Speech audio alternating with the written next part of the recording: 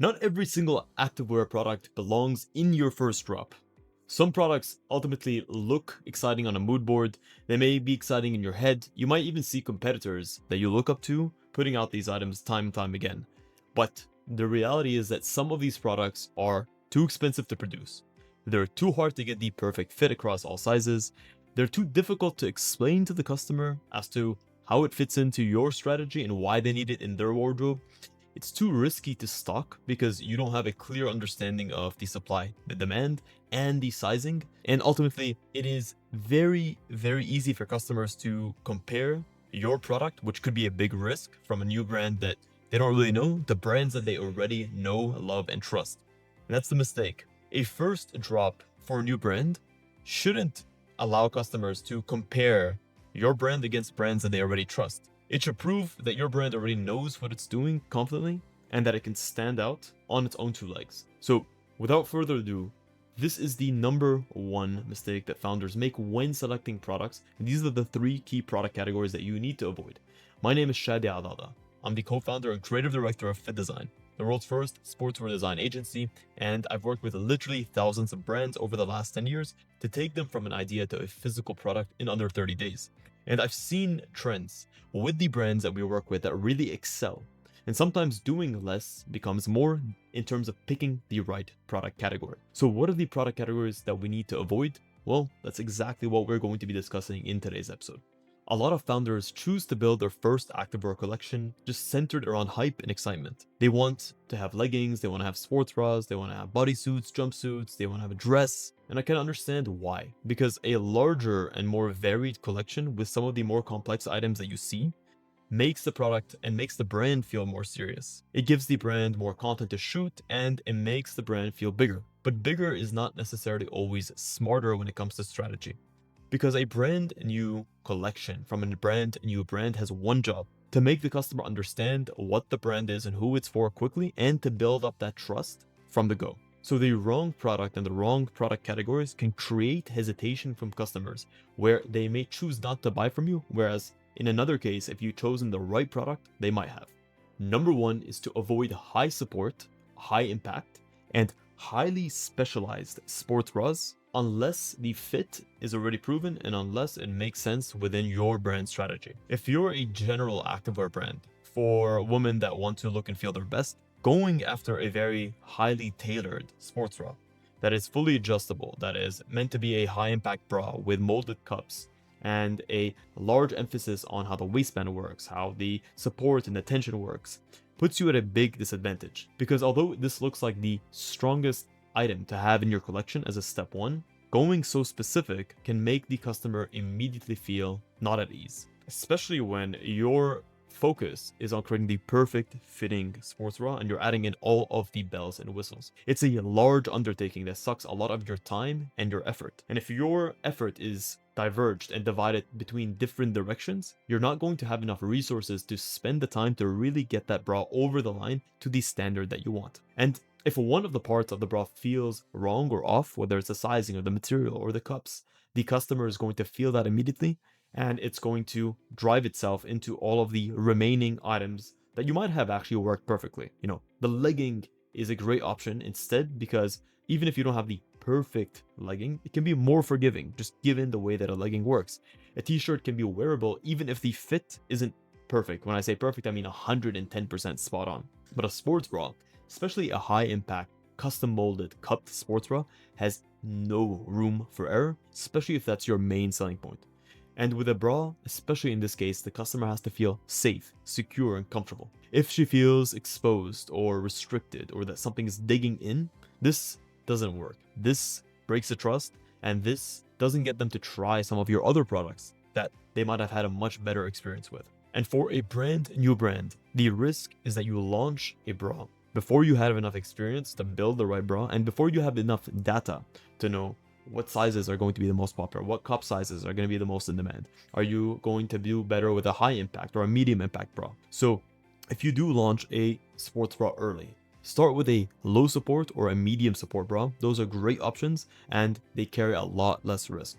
Create something that's wearable, something that's clean, easy to size, easy to test, and less dependent on complex systems with the adjustment and the straps and Velcro to be able to get the perfect fit.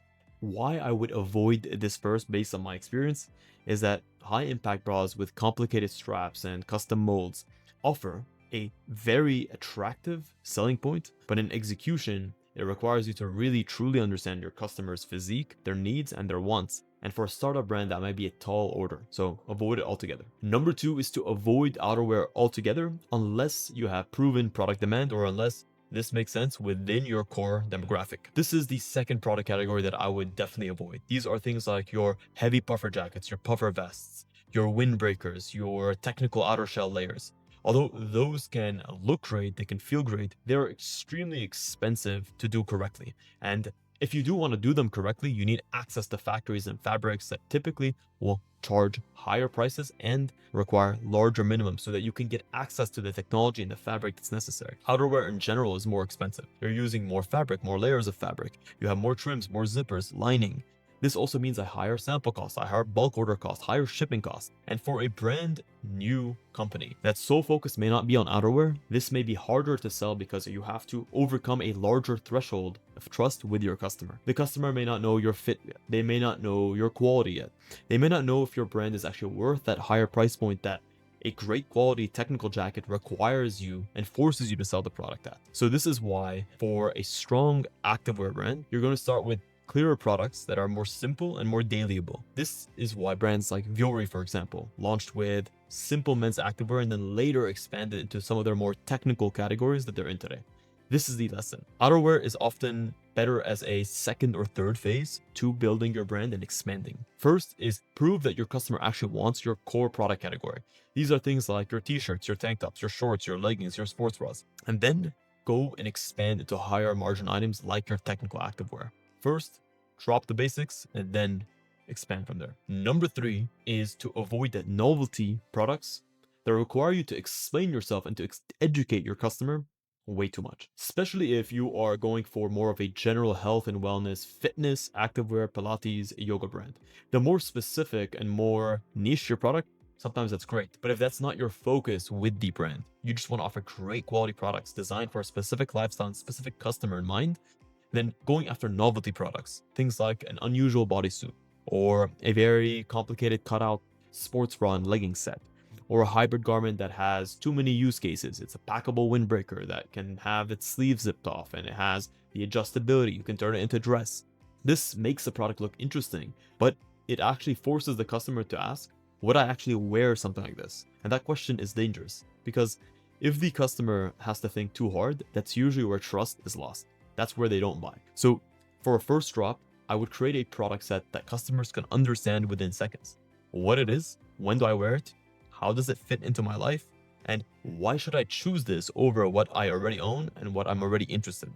And for a new activewear brand, I wouldn't start with the most experimental product out there. I would start with something that a customer already understands, then add one clear reason to choose your brand over the competition. Whether it's better fit, better coverage, better fabric feel, better customer service, better marketing.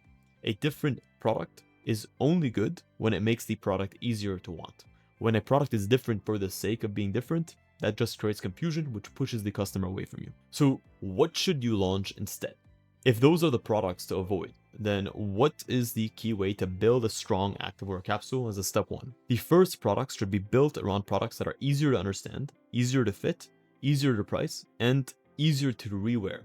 The rewearability is key because if a customer doesn't feel like they can get multiple uses out of the same product, they're not going to trust in your brand.